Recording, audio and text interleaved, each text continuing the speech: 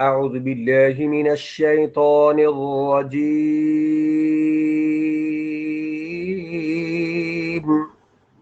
بسم الله الرحمن الرحيم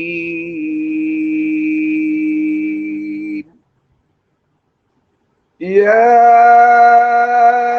أيها الذين آمنوا استعينوا بالصبر والصلاة إن الله مع الصابرين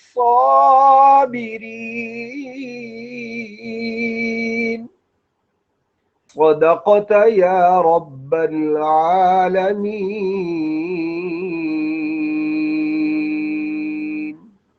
قرآن کریم کی آیت نمبر 153 یعنی 153 کی تلاوت کیے الحمدللہ۔ سب سے پہلے اس کا ترجمہ، یا ایہا الذین آمنو، یا حرف ندا، ایہا الذین کے آ گیا، آمنو آمن یؤمنو ایمان لائے ہو، یا ایہا الذین آمنو اے ایمان والوں، استعینو تم مدد حاصل کرو، بالصبر صبر کے ساتھ، والصلاۃ اور نماز کے ساتھ، ان اللہ مع الصابرین بے شک اللہ تعالیٰ صبر کرنے والوں کے ساتھ ہیں۔ سب سے پہلے اس کا لفظی مطلب بیان کروں گا، اس کے بعد انشاءاللہ اس کی تفسیر بیان کروں گا۔ حرف ندا ایہا، یہ الذین کے آ گیا کہ وہ لوگ، آمنو جو ایمان لائے ہو، آمنا یؤمنو ایمانا، آمنا یؤمنو یہ ایمان لائے ہو فعل ماضی بعد افعال سے ہے، اور استعینو یہ مدد، ایک ہوتا ہے مدد کرنا، ایک ہوتا ہے مدد طلب کرنا، ایک ہوتا ہے دوسرے کی مدد کرنا، اور ایک ہوتا ہے خود مدد طلب کرنا دوسرے سے۔ تو استعینو یہ باب استفعال سے ہے، تو اس کا مطلب ہے عین واو اور نون یہ اس کا مادہ ہے، اور مطلب اس کا یہ مدد طلب کرنے کے یہ معنی میں آتا ہے کہ خود انسان دوسرے سے کیا کرے، مدد طلب کرے۔ تو استعینو یہ جمع کا صیغہ ہے اور فعل امر ہے کہ تم سب مدد مانگو، تم سب مدد طلب کرو، کس سے؟ بالصبری صبر سے، والصلاۃ اور نماز کے ساتھ، ان اللہ مع الصابرین بے شک اللہ تعالیٰ صبر کرنے والوں کے ساتھ ہیں۔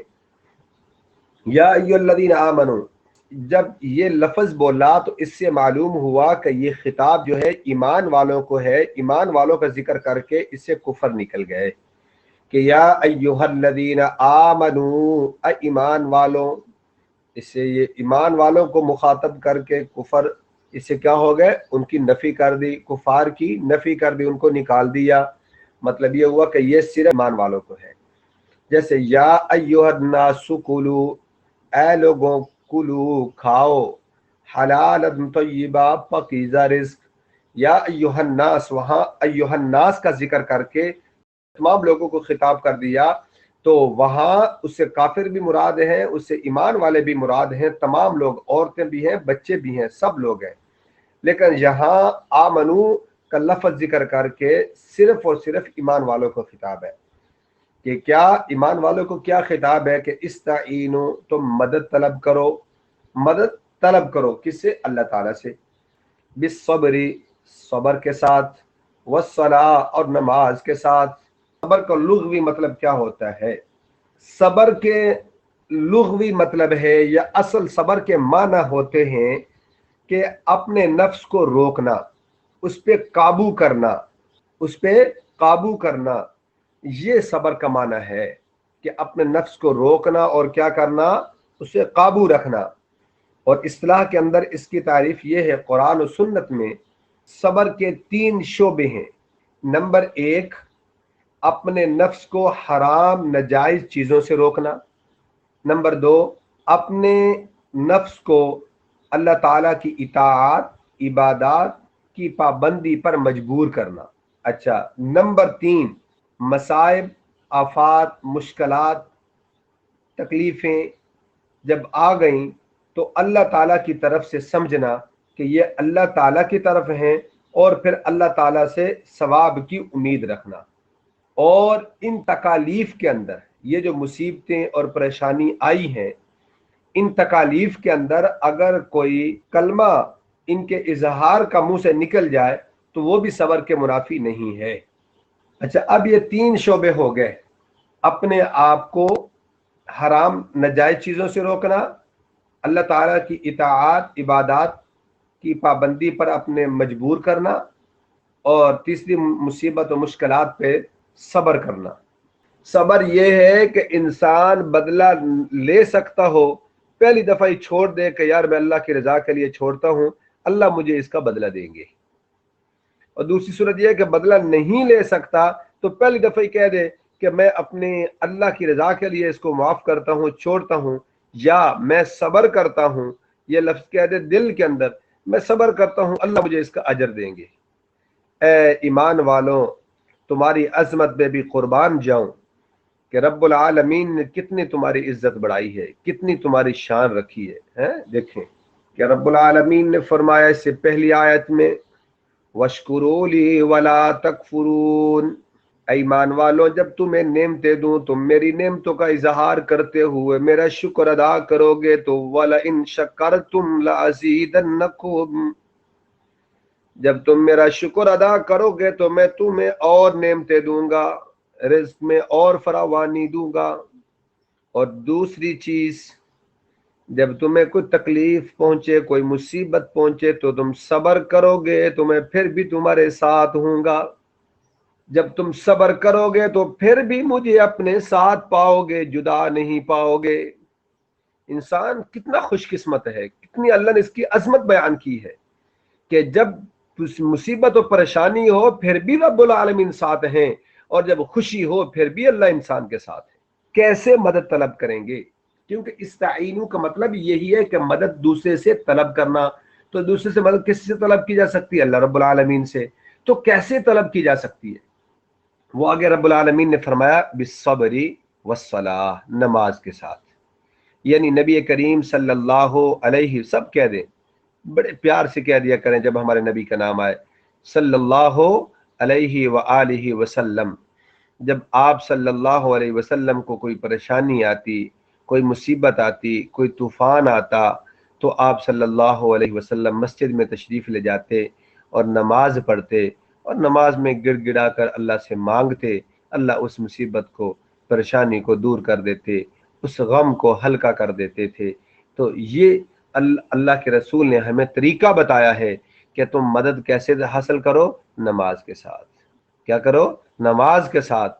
جو ایسے کرتا ہے انما یوفی الصابرون اجرهم بغیر حساب، صبر کرنے والوں کو یوفی الصابرون، یوفا پورا پورا بدلہ دیا جائے گا، بغیر حساب، بغیر حساب کے دیا جائے گا۔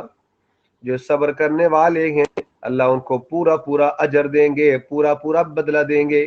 حدیث میں آتا ہے کہ نبی کریم صلی اللہ علیہ وسلم نے فرمایا کہ جو صبر کرنے والے ہیں کل قیامت کے دن بغیر حساب کتاب کے وہ جنت میں جائیں گے۔ کہ اللہ فرمائیں گے صبر کرنے والے کہاں ہیں، وہ جنت میں چلے جائیں۔ تو کچھ لوگ اٹھ کھڑے ہوں گے اور جنت کی طرف بڑھیں گے، فرشتے انہیں دیکھ کر روکیں گے اور پوچھیں گے تم کہاں جا رہے ہو؟ یہ کہیں گے جنت میں۔ وہ کہیں گے ابھی تو حساب بھی نہیں شروع ہوا۔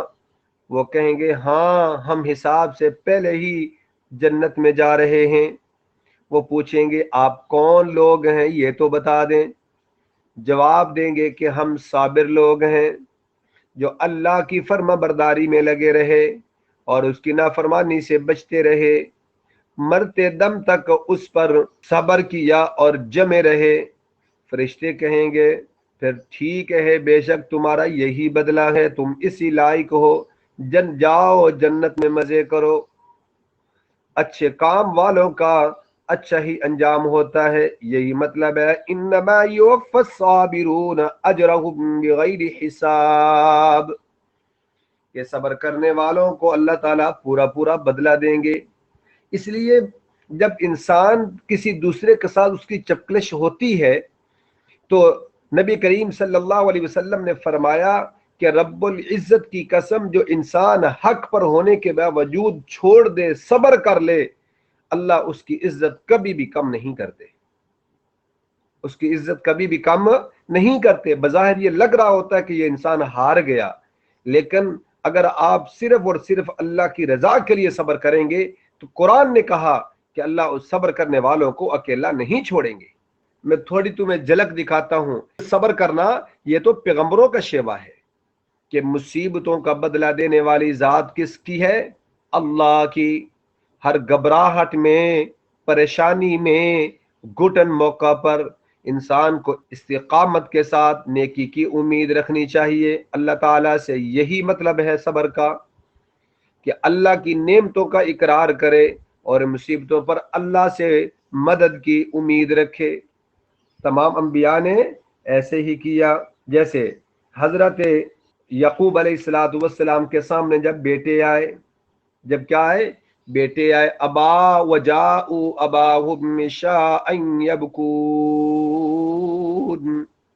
رات کو روتے ہوئے آئے ابا جان، یا ابانا انا ذهبنا نستبق وترکنا یوسف، کہ ہم دوڑ لگانے کے لیے گئے اور اپنے سامان کی حفاظت کے لیے یوسف کو بٹھا دیا۔ فَأَكَلَهُ الذِّئْبُ، بھیڑیا آیا اور یوسف کو کھا گیا۔ تو اس کے جواب میں یعقوب علیہ السلام نے کیا فرمایا تھا؟ بیٹوں کو ڈانٹا تھا؟ کیا برا بھلا کہا تھا؟ نہیں، بلکہ کیا کہا؟ فَصَبْرٌ جَمِيلٌ وَاللَّهُ الْمُسْتَعَانُ عَلَى مَا تَصِفُونَ، صبر ہی اچھا ہے، اور جو تم بیان کرتے ہو اس پر اللہ سے مدد چاہتا ہوں۔ جو تم بات کر رہے ہو میں اللہ سے مدد چاہتا ہوں، میرا اللہ جو ہے وہ فیصلہ کرے گا۔ اس لیے کیا کہا؟ فَصَبْرٌ جَمِيلٌ، کہ پس صبر ہی اچھا ہے۔ حضرت ایوب علیہ السلام جس صبر اور تکلیف کے ساتھ انہوں نے ہر طرح کی مصائب و مشکلات کو برداشت کیا اور ہر حال میں اللہ کی مدح بیان کرتے رہے، اس کی تعریف بیان کرتے رہے، رب العالمین نے خود ان کے لیے سورہ صاد میں فرمایا اِنَّا وَجَدْنَاهُ صَابِرًا، بے شک اپنے ایوب علیہ السلام کو صابر پایا، جس کو خود رب العالمین کہہ رہے ہیں کہ میں نے صابر پایا، اس کی عظمت کے کیا کہنے۔ حضرت ابراہیم علیہ السلام نے جب بیٹے اسماعیل سے کہا کہ میں اللہ کے راستے میں تمہیں قربان کرنا چاہتا ہوں، اللہ کے راستے میں تمہیں ذبح کرنا چاہتا ہوں، تمہارا کیا خیال ہے؟ تو بیٹے نے کیا جواب دیا؟ رب العالمین نے قرآن میں وہ نازل کر دیا، اس جواب کو قرآن بنا کے نازل کر دیا۔ کتنا رب العالمین آسمان پہ خوش ہوا بیٹے کے جواب سن کر۔ کیا فرمایا؟ ستجدنی انشاء اللہ من الصابرین،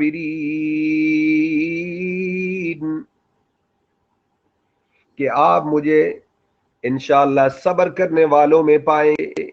ابا جان جو آپ کو حکم ہوا ہے وہ آپ کر لیں، آپ مجھے انشاءاللہ صبر کرنے والوں میں پائیں گے۔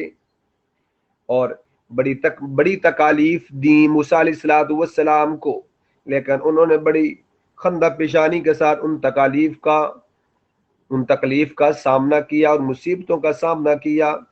آخرکار موسیٰ علیہ السلام کے جانی دشمن بن گئے، اور فرعون اپنی کابینہ کے ساتھ، اپنی رعایا کے ساتھ موسیٰ علیہ السلام کے پیچھے چل پڑا، کیا ہے کہ ان کو ختم کر دیں۔ آگے سمندر دریا آ گیا، رب العالمین نے فرمایا جو صابر ہو اس کی حفاظت تو میں کرتا ہوں، اس لیے تو کہا ان اللہ مع الصابرین۔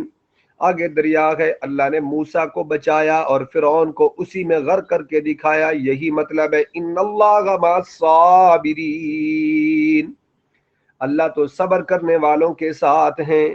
اور عیسیٰ علیہ السلام کو یہودیوں نے جب تکلیف پہنچائی تو انہوں نے صبر کا دامن نہیں چھوڑا، اور پھر آخر میں نبی کریم صلی اللہ علیہ وسلم مکے کے اندر موجود ہیں، اور یہ کفار لوگ آپ صلی اللہ علیہ وسلم آپ کے خلاف سازشیں کرتے ہیں، نماز پڑھنے نہیں دیتے کعبہ میں، آپ چھپ چھپ کر نماز پڑھتے ہیں، چھپ کر نماز پڑھتے ہیں، लेकिन सब्र का दामन नहीं छोड़ते। वो उस्मान नामी शख्स, बैतुल्लाह की चाबियां दे दो, मेरा दिल चाहता है कि मैं बैतुल्लाह के अंदर नमाज पढ़ लूं। उसने चाबियां नहीं दी और आगे से बुरा भला कहने लगा। लेकिन जब आप फतह मक्का में फाते बनकर मक्का में दाखिल होते हैं, वो उस्मान छुपता फिरता है। आप सल्लल्लाहु अलैहि वसल्लम ने फरमाया उस्मान कहाँ है? जब उसको लाया गया तो कहा चाबियां दो। क्या? चाबियां दो। जब चाबी उसने दे दी, अब उसने ये सोचता होगा कि आज मेरी खैर नहीं है, मैंने बड़ी तकालीफ दी, बड़ी मुसीबतें दी, बड़ी परेशान किया नबी करीम सल्लल्लाहु अलैहि वसल्लम को, आप तो सब्र करने वाले थे, लेकिन आज मेरी खैर नहीं है। आज तो आपके हाथ में सब कुछ है, हम रियाया बन गए। आज तो आप जज हैं। चुनाचे कांपते हुए हाथों के साथ उसने चाबियां दी। जब चाबियां दी तो आप सल्लल्लाहु अलैहि वसल्लम ने बड़ी शफकत वाली, रहमत वाली ज़बान मुबारक से फरमाया उस्मान, ये लो, आज चाबियां मैं तुम्हें वापस करता हूं, और ये भी कहता हूं कि क़यामत तक चाबियां तुम्हारे खानदान के अंदर रहेंगी। ये हमारे नबी ने हमें सबक दिया है। ये हमारे नबी ने हमें हमें अपने अमल से हमें जो रास्ता बताया है वो हमें दिया है, वो हमारे आइडियल हैं। हम कहते तो ये हम हमारे आइडियल हमारे पैगंबर हैं, और फिर अपनी ख्वाहिशात पे अमल करते हैं। ऐ इंसान, जब अपने पैगंबर का नाम लेंगे और अपनी ख्वाहिशात पे अमल करेंगे तो ये कैसे हो सकता है कि तुम कामयाब हो जाओ? हरगिज ऐसा नहीं हो सकता। अगर तुमने कामयाब होना है, अगर तुम ये चाहते हो कि दुनिया के अंदर तुम सरखुरू हो, तो फिर अपने पैगंबर की बात को मानना पड़ेगा, अपने नबी की बात को अपनाना पड़ेगा। जब तुम अमल करोगे, दुनिया भी तुम्हारे कदमों में होगी और आखिरत के अंदर भी तुम सरखुरू होगे। अल्लाह ताला हम सबको कुरान और सुन्नत के मुताबिक अपने नबी के अफ़आल अक़वाल पर अमल करने वाला बनाए। जो कुरान ने कहा है उस पर अल्लाह ताला हम सबको अमल करने की तौफीक अता फरमाए। हम आसानी के लिए तो बहुत चीज़ें जाते हैं, लेकिन ये ज़हन में रखिएगा, जब इंसान तहिया करता है, जब नेकी का इरादा करता है, अज़्म मुसम्मम करता है, तो उस वक़्त वो जो नेकी उसको बड़ी दुश्वार नज़र आ रही होती है, वो भी उसके लिए आसान बन जाती है, वो उसके लिए मुश्किल नहीं होती। इसलिए अल्लाह ताला हम सबको अमल की तौफीक अता फरमाए। व आखिर दावाना अनिल हम्दुलिल्लाहि रब्बिल आलमीन।